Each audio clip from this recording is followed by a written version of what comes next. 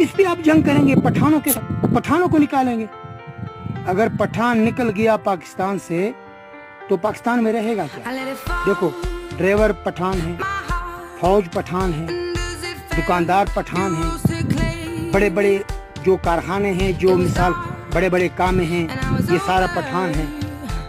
आप तो बकरियों के सिवा और जानते क्या हो? सिर्फ बकरियां, रिड्ढा, ये तो आप चाहते हो। और तुम्हारा है क्या? मुल्क में तुम्हारा हक क्या है? ना फौज में हो आप, सिंधी कहता हूँ, सिंधी, ना कोई फौज में हो, ना कोई ड्राइवरी में हो।